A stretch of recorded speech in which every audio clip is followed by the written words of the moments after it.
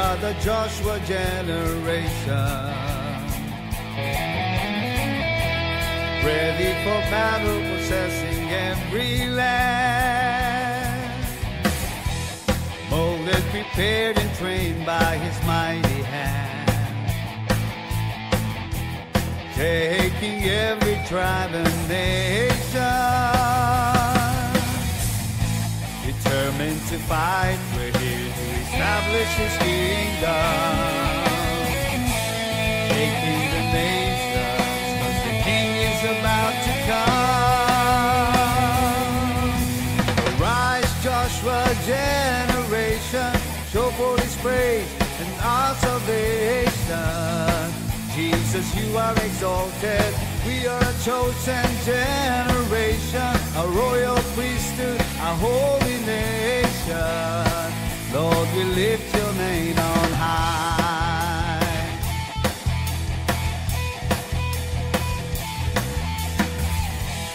We are the Joshua generation.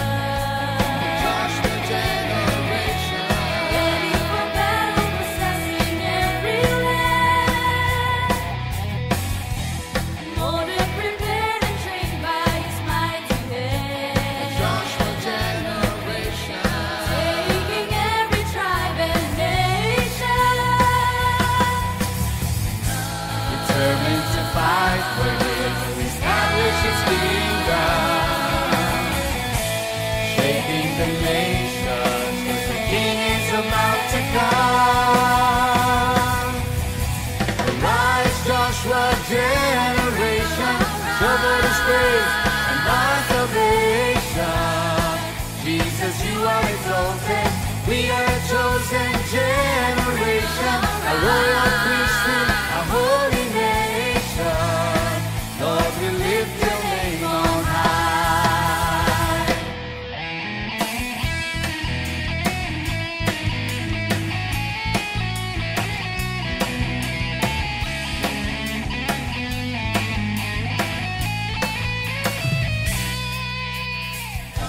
Determined to fight, we're here to establish His kingdom, shaking the nations, 'cause the King is about to come.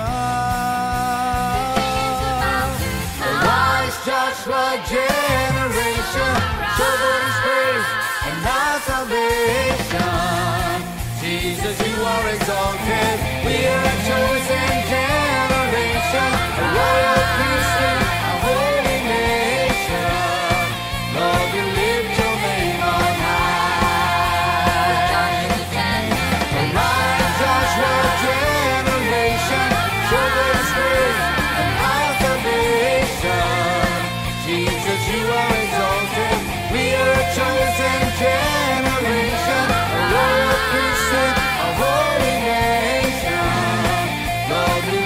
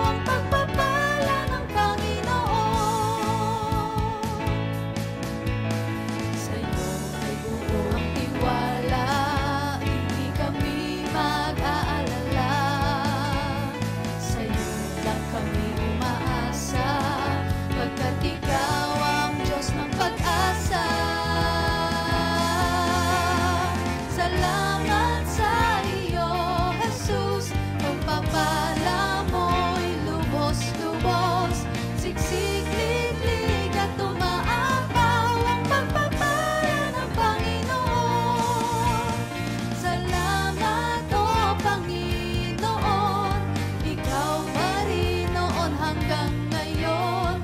Siksik-liglig at umaapaw ang pagpapala ng Panginoon.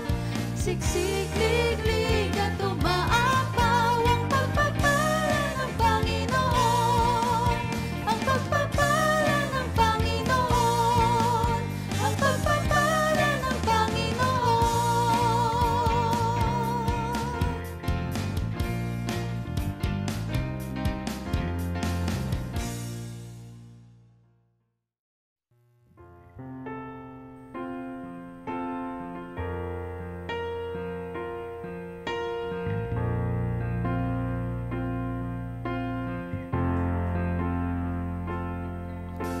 Walang hanggang katapatan sa buhay ko'y lagi mong laan. Narito dahil sa biyaya mo, habang buhay magpupuri sa'yo. Pupurihin ka sa awit, itataas ang aking tinig, itatanghal sa buhay ko'y tanging ikaw, O Diyos. Higit pa sa kalangitan, ang iyong kalwalhatian, kadakilaan mo'y di mapapantayan. Walang hanggang katapatan sa buhay ko'y lagi mong laan. Narito dahil sa biyaya mo, habang buhay magpupuri sa'yo. Pupurihin ka sa awit, itataas ang aking tinig, itatanghal sa buhay ko'y tanging ikaw, O Diyos. Higit pa sa kalangitan, ang iyong kalwalhatian, kadakilaan mo'y di mapapantayan. Jesus, sa'yo ang kapurihan, kalwalhatian ngayon at magpakailanman. Jesus, sa'yo ang karangalan, kapangyarihan ngayon at magpakailanman. Pupurihin ka sa awit, itataas ang aking tinig, itatanghal sa buhay ko'y tanging ikaw, O Diyos. Higit pa sa kalangitan, ang iyong kalwalhatian, kadakilaan mo'y di mapapantayan. Oh, Jesus.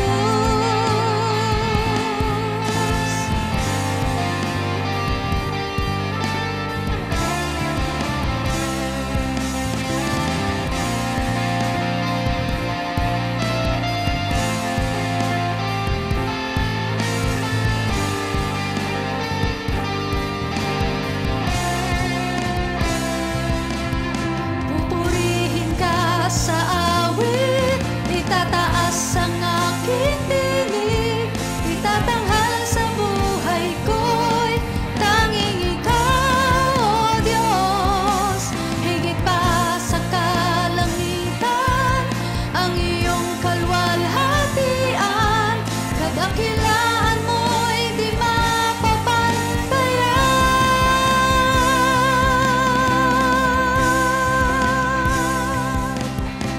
Jesus.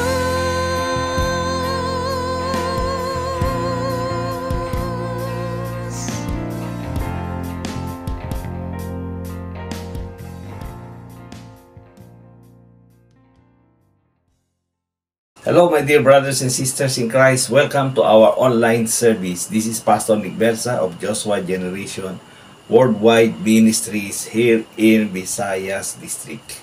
And on behalf of our spiritual director, Apostle Joshua Blas, we welcome every one of you, especially our VIPs. Praise God. Welcome, welcome, welcome everyone. And special greetings also to all the members of the Execom and yung ating mga pastors here in the Philippines and pastors worldwide. Praise God. For this month of August, our theme is about mission to the world. Okay? Ang aking topic is about the life of Isaiah. This is only a part of it, and I'd like to entitle this, Here Am I, Send Me. Praise God. It is taken from the book of Isaiah chapter 6. Okay. At sabi ng Bible, siguro simulan muna natin ang Bible reading natin from Isaiah chapter 6 verse 8. Also I heard the voice of the Lord saying, Whom shall I send, and who will go for us? Then I said, Here am I, send me. Here am I, send me.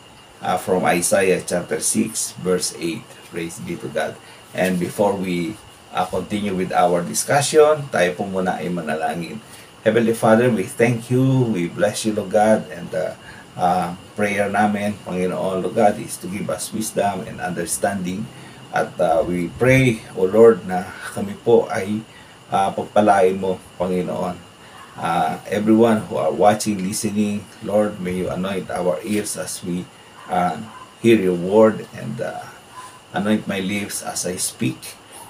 Dalayan ko ang salita mo, ang siyang mamutawi sa aking bibig. At dalayan ko, Panginoon, Lord God, that the word that we will receive today, Lord, will be a seed that is good for our, that we will receive, and our hearts will be a good ground. Lord, marami pong salamat. We thank you, we bless you, and we pray for the Holy Spirit to touch every one of us in Jesus' name. Amen and amen. Praise be to God. Si Isaiah po was called by God at nagsimula ang kanyang ministry from 745 BC to 701. Medyo maikli lamang ang kanyang period ng ministry. And ang sabi ng Bible, it was during the time when Uzziah died. Nagsimula siyang mangaral. Kasi before the time na mamatay si King Uzziah, that nation of Judah was successful, very powerful. And then when he died, wicked kings came, at there is a external threat from Assyria. At ang threat is i-invade sila. Ang question is, can God save the nation of Judah? Okay? Pero ang sagot ni Isaiah is yes. Okay? Merong pag-asa. Just like our nation, Philippines, is marami tayong external threat at meron ding internal threat sa ating government. But the question is, can we survive? The answer is yes. Pwede palang mangyari yon. Okay? So, explore po muna natin itong ating pinag-uusapan. Kasi ang nais kong sabihin sa inyo, since our theme is about world mission, ang line of thinking natin is hindi lamang po sa ating local church o doon sa ating community, but we have to think beyond our community. We have to think beyond our nation. Kinakailangan ma-capture din natin, ma-conquer natin ang ibang bansa, makuha natin ang gospel, at ang lahat ng mga bansa sa buong mundo will declare that Jesus Christ is their Lord and their Savior. Praise God. So that's our burden today. Okay? And for us to experience that, para natin ma-accomplish, paano natin makita ito, let's look at first in the life of Prophet Isaiah. Ano ba yung nangyari sa kanya? Why he said to God, why he said, "Here am I, Lord, send me." Ano ba yung experience at encounter na nangyari sa kanya? Okay, so simulan po muna natin. Before King Uzziah died, sabi ng Bible doon sa chapter 6 verse 1, meron mo nang ginawa si Prophet Isaiah. He already started his ministry. Okay, at ang sabi niya is, you need to listen because this is the word of the Lord. Okay, ano ang mensahe ng Panginoon sa Juda? Number one is this, the Lord is calling them to repent. Okay, sa mga tao na intoxicated sa wine. Okay, ang sabi doon sa Isaiah chapter 5 verse 11, "Woe to those who rise early in the morning, that they may follow intoxicating drink, who continue until night, till wine inflames them." So si Prophet Isaiah was condemning his people about being addicted to wine. Okay, instead of seeking God, sa halip na early in the morning they will rise and pray and worship God, ang ginagawa nila is hinahanap nila yung alak. And all throughout the whole day, all throughout the day, they were drinking. Okay?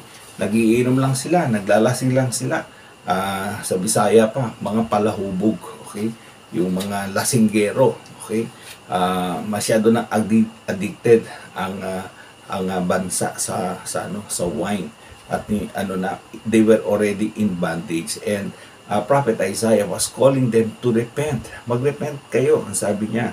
Okay, kasi there is an impending judgment, there is a threat outside, at baka tayo sakupin ng Assyria. But the solution here is, number one, you have to return to God, and number two is you have to repent from your sins. Okay, and then ang sabi sa verse 20 in chapter 5 is this, "Woe to those who call evil good and good evil, who put darkness for light and light for darkness, who put bitter for sweet and sweet for bitter." So everything has changed. Nagbago na sila ng principle sa buhay nila. Yung mga good is now called evil, at yung mga evil is now called good. So nagkaroon na ng pagbabago ng immorality. So kahit sa society natin, kahit sa panahon natin ngayon, yung mga norms dati is hindi na natin ina-accept yan, 'di ba? Sasabihin natin is hindi, nasa modern time na tayo eh. No, ang morality noon at ang standard ng morality ngayon ay hindi dapat magbago. Okay? At ngayon is same-sex marriage is nalilegalize na. Sa mga pelikula, makikita mo ang mga palabas, nobela is makikita mo na everything is turning different now. Okay?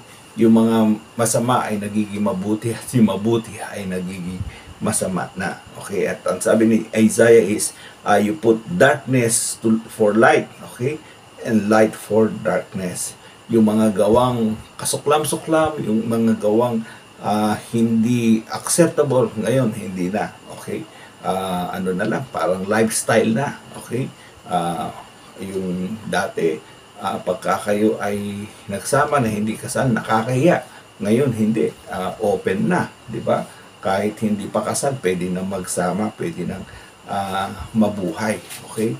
At maraming mga yung nadidegrade na masyado ang morality ng tao at pati ang integrity. So, ito ay isa sa mga area na dinidiscuss ni Prophet Isaiah. At ang sinasabi niya is, this is one of the things that the Lord hates, to call evil good and good evil. Okay? Praise God. And then, sabi sa verse 21, sabi niya, "Woe to those who are wise in their own eyes and prudent in their own sight." No, nila, they have already set aside the principle of the Bible. They have already set aside the standard of the Bible. Yung sinasabi nila is, you have to think outside the box. Okay? Ang masama sa thinking outside the box is, you think outside the principle of God's Word. Okay? Kapag ikaw ay nag-isip, malayo doon sa salita ng Panginoon is diyan ka magsisimulang mapahamak. Okay? Those who are wise in their own eyes, they can justify their action, they can say a lot of good things, pero in the standard of God's word, it is not true. Hindi totoo yun. Di ba? Marami mga naririnig kang advice na parang maganda, pero pag chinek mo ang Bible is hindi naman pala biblical. Okay? So, tayo bilang mga Christian, the Lord is calling us to go back to the Bible. Okay? Let's live the standard of God's word. And that's why, sabi ng Bible is, you have to renew your mind. We must renew our mind with the Word of God. We must renew our mind with the principle of God's Word. And do not be wise in your own eyes. And in fact, sabi ng Proverbs is, do not lean unto your own understanding, but trust in the Lord. So this time, ang mga tao dito is, they are no longer trusting the Lord, but they are trusting themselves and trusting their own wisdom. Okay? So masyado ng nagiging secular ang thinking ng mga tao. So parang nasa panahon din natin itong time ni Isaiah na yung mga tao is they were thinking at their own eyes, okay, at their own insight, okay, sa sarili nilang explanation sa kanilang paniniwala, at nakakalimutan na ang principle ng Bible, at sasabihin nila, hindi, luma na yung Bible. Okay, huwag tayo mag-Bible lang mag-Bible. Okay, kinakailangan mag-isip tayo ng practical at para sa napapanahon na pag-iisip. Pero ang problem with the modern thinking is you are going to total depravity. Okay, pasama ng pasama yung nagiging lifestyle ng tao. So the Lord is calling every one of us not to trust our own idea, but instead we have to think about the principles of God's word. Okay, so ito ang mga kinokondemn ni Isaiah. Okay, so but the problem with Isaiah is this. Okay, gustong-gusto niya na mag-call ng repentance sa mga tao. Okay, at gusto niya na i-deliver yung message ng Panginoon. Okay, but the problem is he himself is the problem. Siya mismo ay mayroong personal na struggle at mayroong personal na problema. And that's why yung mga disciples ni Lord, Jesus has to stay with them for 3 years and a half. And Jesus has to change their line of thinking. Jesus has to introduce to them the kingdom principle, and kinakailangan matransform yung kanilang mga buhay. And nung sila ay ready na to go, ang sabi ni Jesus is, magstay muna kayo. Stay in Jerusalem and wait for the power of the Holy Spirit. Stay and wait for the Holy Spirit. And once you are empowered by the Holy Spirit, then you can now go. Okay? Meron na silang personal encounter kay Jesus, at meron na silang personal empowerment from the Holy Spirit. But this time is si Prophet Isaiah, he really has the burden for his people. Meron siyang burden talaga, at gusto niya na ma-transform yung mga tao. But the problem is, hindi pa siya personally ready for this task, okay, for this major task. So, tinuturo sa atin ni Lord is this: kinakailangan tayo mismo, kung gusto nating ma-involve talaga sa word evangelism, sa word mission, is kinakailangan meron mo na mangyari sa ating buhay. Okay, hindi lang tayo na-preach about repentance sa mga tao, but kinakailangan is meron mo nang mangyari sa ating buhay. And here is the encounter of Isaiah. The Bible says in chapter 6, in the year that King Uzziah died, it was during the time na yung isa sa mga idol ni Isaiah died, si King Uzziah, because King Uzziah was a great king, and he was honoring this man, and he was looking up to this man. But ang problem with Isaiah is hindi niya nakikita yung greatness ni Lord. Okay? Ang nakikita niya lang is yung greatness ng tao. Okay? And when the Lord took King Uzziah, this is what happened. Okay? During the time when King Uzziah died, ang sabi ni Isaiah, I saw the Lord. I saw the Lord. That was the time when he had the vision of the Lord. Okay? So, ang tinuturo sa atin, for us to be involved in world mission, first and foremost, hindi tayo titingin sa kaninong tao, any political figure, any religious figure. Our eyes must fix only to Jesus. And we need to have an encounter, personal encounter with Jesus. Kinakailangan makakilala natin muna ng gusto si Jesus, that we may also hear the heartbeat of Jesus, that we may also hear His word, and we may have the assurance that we are really being called by the Lord. Okay? Kasi pag nasa mission ka at hindi mo alam na ikaw ay tinawag ni Lord sa mission, you might be ending up quitting. Okay? So, ayaw ng Panginoon yon. And for that to happen, ang mga missionary, ang mga pastor, ang mga papadala sa iba't ibang lugar must have a personal encounter with Jesus. Okay, at ang sabi ng Bible is this, he saw the Lord on a throne high and lifted up, and the train of his robe filled the temple. Above it stood seraphim. Each one had 6 wings. With 2 he covered his face, with 2 he covered his feet, and with 2 he flew. Nakita niya raw mga seraphims, merong 6 na pakpak. They have 6 wings. 2 wings on the lower part and covering their feet, and then on the upper part covering their face, because they could not look at the holiness of God. And thank God, because the Lord has given Prophet Isaiah the opportunity to see him at his holiness.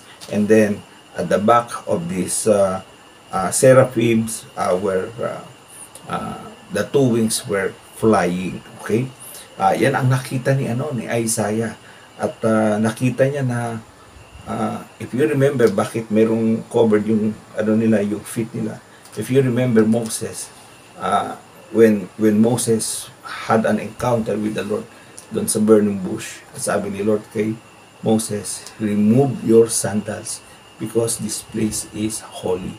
So, yung mga seraphims, they have to cover their feet because the place that they were in was a holy place.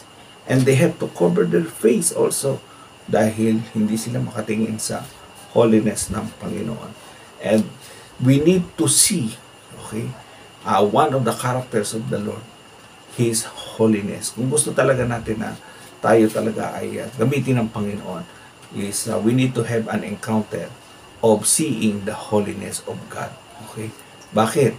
Kasi kung hindi mo makikita yan, you cannot compare how deep our personal sin is and the sin of the world. Tatanggapin na lang natin yung mga kasalanan na yan kasi okay lang naman, lifestyle naman yan, tsaka acceptable norm naman yan sa mga tao.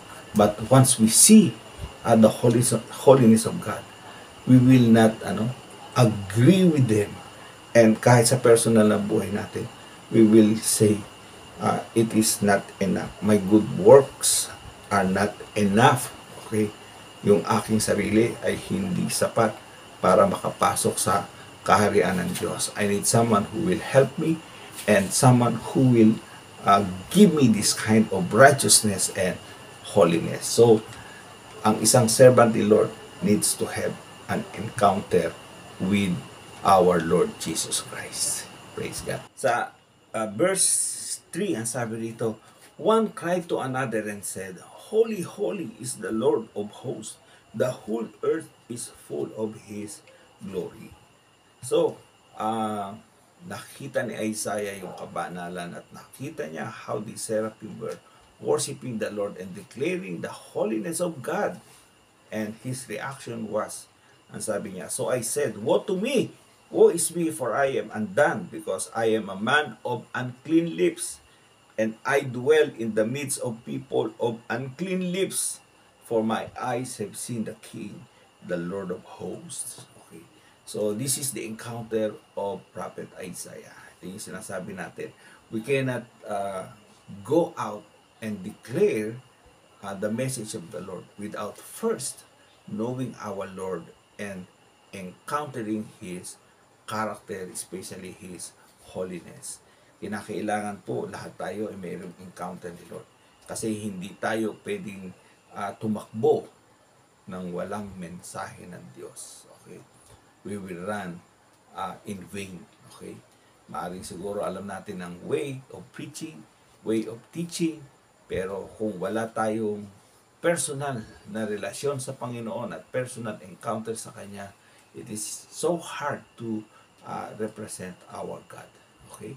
So, here we are. Ang sabi ni Isaiah, he has a problem now. Okay? Nakaroon na siya ng problema when he said, "Woe is me." Okay? Doon sa chapter 5, ang kinokondemn niya ay yung mga kababayan niya. "Woe to you! Woe to the drunkards! Woe to those who call good evil and evil good. Woe to those who are thinking out of the will of God." Okay. Sinasabi niyang ganon. Okay. Now this time, when he had an encounter with the Lord, nakita niya rin ang sarili niya that he was a man of unclean lips. Okay. And probably, baka yung sinasabi niya ay hindi totoo. Dahil, sabi niya, "I am in the midst of people," okay, the midst of a people of unclean lips.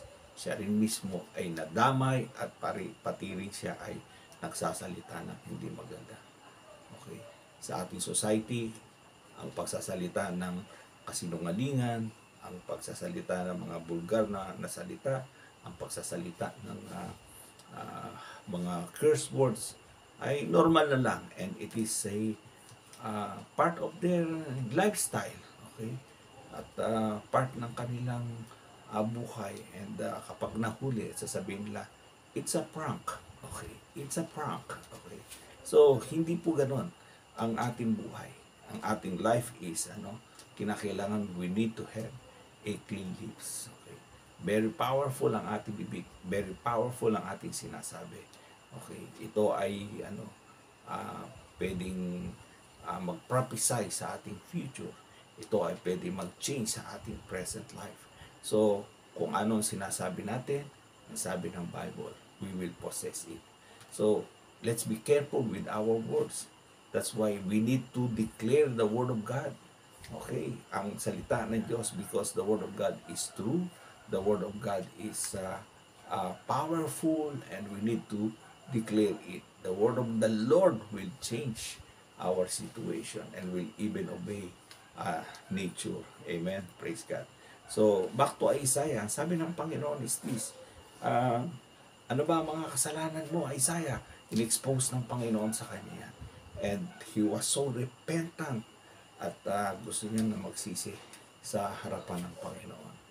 Okay.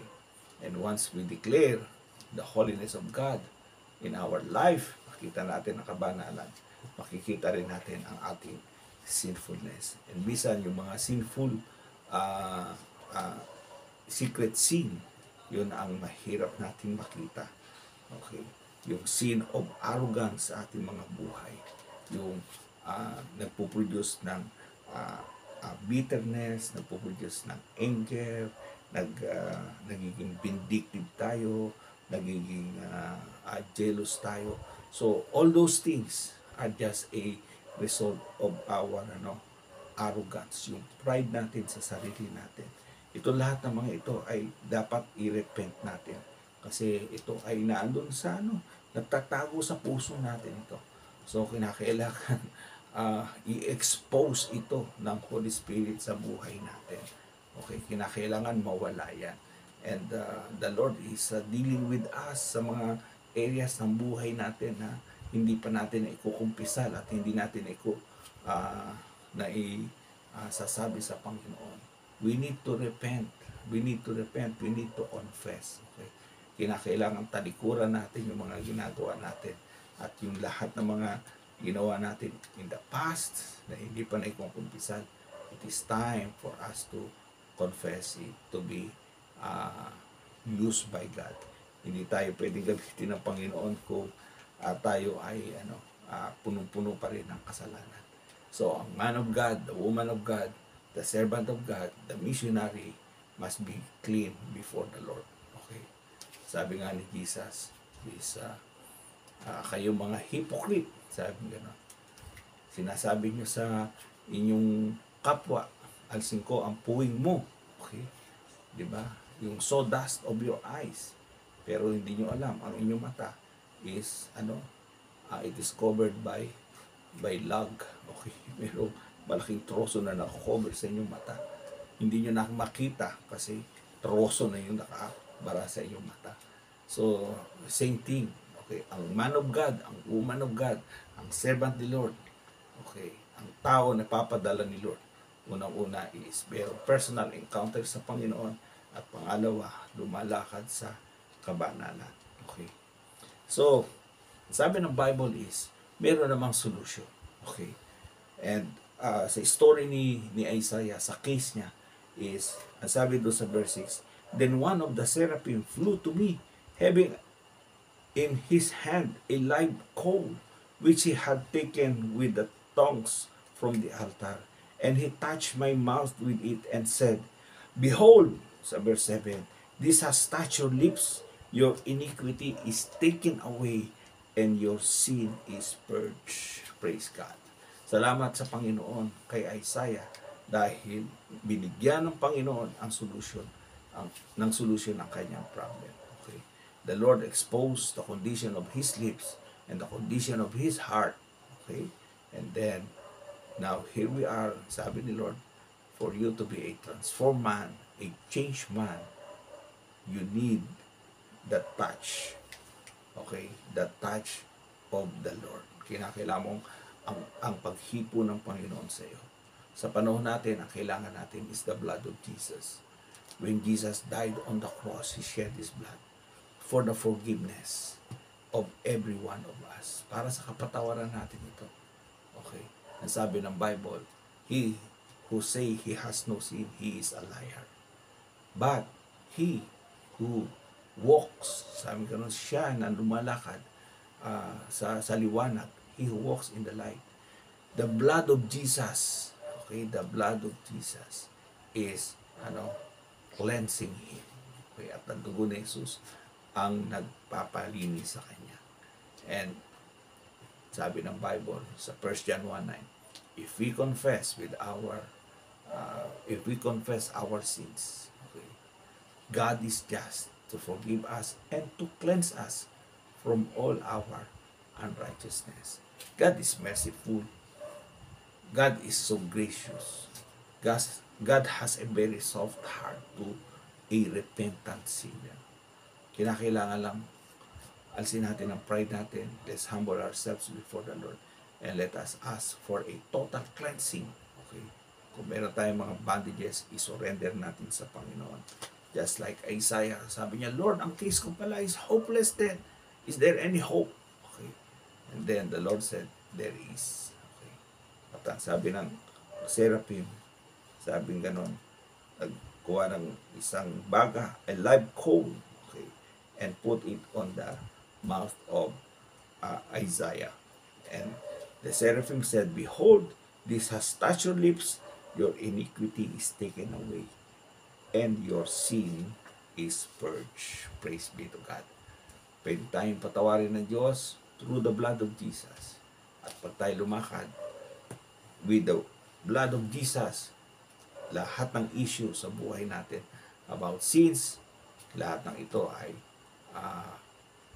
lilinisin at papatawarin ng Panginoon. Okay, He is faithful and just to forgive us and to cleanse us. Amen. Praise the Lord. So, sinasabi natin, Isaiah condemned the people for their sins, but his burden for them was so great. Okay? Napalaki ng burden niya kasi sa kasalanan na ginagawa ng mga tao. But for him to be effective and become a true servant of God, he needs to have an encounter first with his God. Okay? Ganun din tayo. Gusto natin gamitin tayo ng Diyos kahit sa ibang bansa, sa ibang lugar. Okay? Pero ang problem is, hindi pa natin na-encounter si Lord. Okay? We need to have a personal encounter first with our God. Okay? We need to see the holiness of God. Okay? Kinakailangan natin makita ang kabanalan ng Diyos. And then, we need to repent from our sins. Lahat ng mga personal sins natin, lahat ng mga bondages natin. Mahirap mag-minister sa ibang tao kung ikaw mismo ay hindi pa nami-ministeryuhan. Diba? Hayaan mo muna ang Holy Spirit mag-minister sa iyo. Then, you can minister to others. Okay? With the divine experience he had, okay, he could not contain himself. Eto na, talaga nag-explode na siya dahil sa naranasan niya na siya ay pinatawad ng Diyos at siya ay nagkaroon ng karanasan ng total cleansing sa kanyang buhay. He was delivered from his bondage. Okay? He could not contain himself to be sitting around and do nothing for his nation. Okay? And that's why, sabi ni Lord, sino ang ipapadala natin? Diba? Then, Isaiah said, "Here am I, Lord, send me." Nandito ako, Panginoon, ipadala mo ako. He volunteered himself and he became an effective minister of the Lord. And for the next 40 years, okay, he was preaching and he was prophesying. In fact, ang book of Isaiah is isa sa mga pinakamarami prophecy about the coming Messiah. Okay? At lahat ng mga nasa gospel is they are connecting back to the book of Isaiah. Bakit? Kasi si Isaiah ay isa sa mga ginamit ng Diyos to prophesy about the Savior, the coming Savior. Okay? So, gusto ng Panginoon tayo din ay gamitin ng Diyos. Gusto ng Panginoon na isend niya rin tayo sa ibang lugar. Okay? Mahirap mag-volunteer kung walang revelation of the cross. Mahirap magsabi, Lord, send me kung walang personal encounter. Mahirap magsabi, use me kung hindi tayo mismo naka-experience ng personal forgiveness, salvation, and deliverance from the Lord. So, gusto mo mag-missionary, gusto mo maging katulad ni Prophet Isaiah, then, seek first the face of the Lord. Hanapin muna natin ang Panginoon at magkaroon muna tayo ng personal encounter. And then, pwede na natin sabihin, after that, hindi mahirap magsabi, "Here am I, Lord, send me." Pero kung wala tayong encounter, ganito ang sasabihin natin, "Here am I, Lord, send others." Okay? I-send mo yung, yung sister ko, yung brother ko. I-send mo yung nanay ko, yung tatay ko. I-send mo yung anak ko. I-send mo yung kapitbahay namin. Okay? Pero ako dito lang. No? Lahat tayo ay merong call to go out. And lahat tayo ay merong call to be a missionary. Okay? Pero mahirap magsabi ng, "Here am I, Lord, send me." Kung wala tayo personal encounter doon sa Panginoon. Okay? So, ang challenge sa atin is this. We want to be effective minister of the Lord. We want to be effective missionary of the Lord. Then, we need to have a personal encounter with Jesus. Amen. Praise God. Manalangin po tayo. Lord, maraming po salamat. We thank you. We pray, Lord God, na kami po will also say, "Here am I, send me." And we need, Lord God, not just, Lord, to just condemn others of their sins, but we need also, Lord God, to look at ourselves, Lord God, at makita namin ano ba yung mga issues sa buhay namin that must be settled down before your very throne, O Lord God. And we pray, Lord, give us an open eyes. Give us the eyes that see and the ear that hears, Lord God, that is willing to hear your voice, O Lord God. And Lord, in the name of Jesus, Lord, just like Isaiah, we pray, Lord, ang aking mga kababayan, kaming lahat will also have this kind of experience, Lord God, sa iyo. At yung mga nagiging national problem namin ay magkaroon ng solution, magkaroon ng transformation because every one of us is being transformed. I pray in the name of Jesus, Lord, na ang bawat sa amin ay pagpalain mo, Panginoon. Pamilya namin pagpalain mo, simbahan namin pagpalain mo, so that we can all together say, "Here am I, send me." Salamat po, Lord God, sa biyaya na pinakalob mo sa amin. And we pray this in the name of Jesus. Amen and amen. Praise God. Maraming salamat po at nawa ipagpalain tayo ng Panginoon. And I pray for the love of the Father, the grace of our Lord Jesus Christ, and the fellowship of the Spirit to be with you in Jesus' name.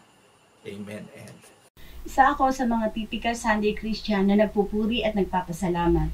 Minsan nagtuturo din sa mga bata sa Sunday School. Minsan may ika-10 at minsan po ay wala. Ayoko ng mga gathering sa church dahil para po sa akin ay abala lang ito. At pag ordinaryong araw, balik na naman po ako sa dating buhay. Patuloy pa rin sa paggawa ng mga bagay na kahit alam kong ako ay nagkakasala at wala po akong takot sa Diyos. Punong-puno pa rin ng inggit, pusong hindi mapagpatawad, mapagmataas at nasa mundo po ng kompetisyon. Sa huling taon ng pag-aaral ng panganay kong anak na si Grace, naka-experience siya ng paglalagas ng buhok at sobrang pangangati ng buong katawan. Year 2012, graduate siya sa kursong Mass Communication at pinalad pong makapasok sa kilalang program sa GMA Network. Kasabay ng pagpasok niya araw-araw, unti-unting paglaki ng tiyan niya at pamamanas. Bilang ina, grabe yung kirot at bagabag sa puso ko, hanggang sa lumabas po ang medical exam niya sa trabaho at nakita sa x-ray niya ang malaking bukol sa pagitan ng puso at baga. Magdamag po ako umiyak pero patuloy pa rin pong umasa na didingin po ng Diyos ang mga daing ko. Nakakalungkot na hindi na rin fit to work ang panganay ko. Pabalik-balik na kami sa ospital at maging sa herbal doctors. Subalit sa National Kidney and Transplant Institute po siya nagtagal dahil sa mataas daw po ang creatinine at may problema din siya sa kidney. Ang lahat ng ngiti ay napalitan ng luha, maging ang makulay na buhay ay unti-unting dumili noong mga panahon na yon. Ito na ang pinakamatinding dagok sa buhay ko dahil buhay ng anak ko ang nakataya dito. Na-confine ang panganay ko at nung lumabas po ang resulta ng test sa kanya, nakitang meron siyang non-Hodgkin lymphoma, stage 4 cancer sa dugo. 6 na buwan na lang daw pong mabubuhay ang aking anak at hindi po ako makapagsalita ng mga panahong iyon para mamamatay na po ako ng mga pagkakataon na yon. Sa mga araw na natili kami sa ospital ay ipinaramdam ng Diyos ang walang hangganiyang pag-ibig mula sa mga pinansyal na tulong, dalaw at mga panalangin. Tinatagan ko at kumapit ako sa himala ng Panginoon. Subalit sobrang bilis po ng pangyayari. August 4, 2012, binawian po ng buhay ang aking anak. Sabi nga po sa mga ngaral 8 verse 8, kung paanong di napigil ng tao ang hangin, gayong hindi niya mapipigil ang pagdating ng kamatayan. Masakit at halos hindi na kayanin ng puso ko, pero alam ko ring may Diyos na dadamay sa akin. Hindi ako nagtampo sa Diyos noong mga panahon na yon. Bagkus ang nasambit ko, Panginoon, napapagod na ako sa mundong ito at maglilingkod na lamang ako sa inyo. Sa kabila ng mga pagsubok at naranasan namin, sobrang ramdam ko po na nandyan lang ang Diyos sa tabi ko. Alam na alam niya ang bawat pangangailangan ko. Sa bawat luha ko, alam ko na siya po ang nagpapahid nito at yung yakap, comfort po niya ay laging nasa amin araw-araw. Napakabuti po ng ating Panginoon kasi ang nakikita ko po ay naging magaan po ang lahat. At doon ko po unang narinig ang boses niya, nasasamahan po niya ako.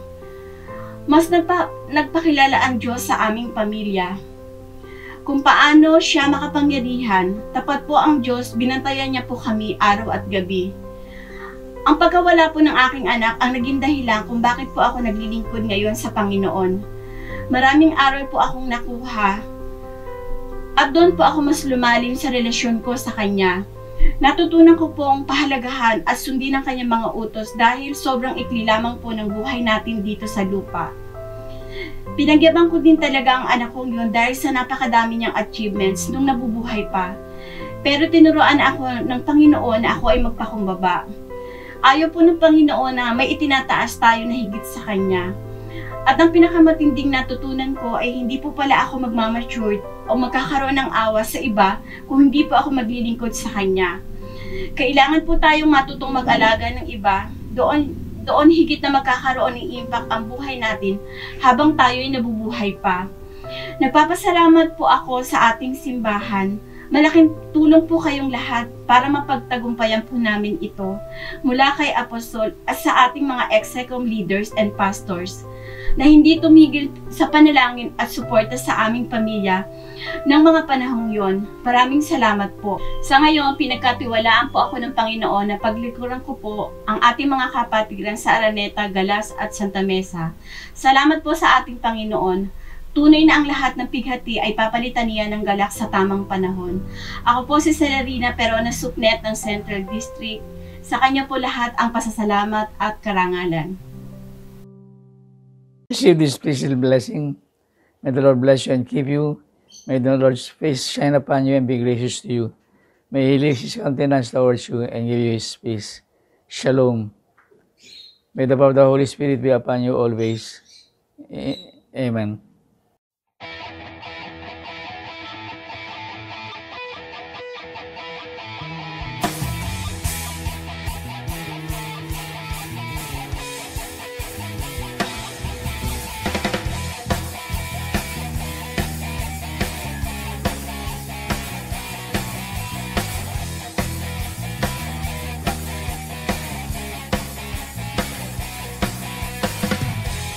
We are the Joshua generation, ready for battle, possessing every land, molded, prepared, and trained by His mighty hand, taking every tribe and nation, determined to fight. We're here to establish His kingdom, taking the nations, 'cause the King is about to come. Arise, Joshua generation, show forth His praise and our salvation. Jesus, you are exalted. We are a chosen generation, a royal priesthood, a holy nation. Lord, we lift your name on high.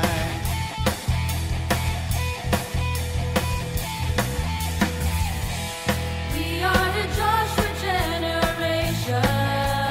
Joshua generation, Ready for battle, possessing every land.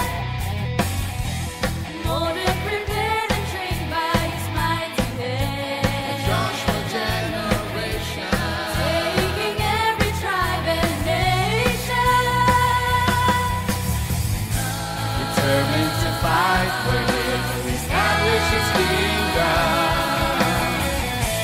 shaking the nations, 'cause the King is about to come. Arise, Joshua generation, show forth His praise and our salvation. Jesus, you are exalted. We are a chosen generation, a royal priesthood, a holy nation. Lord, we lift your name on high.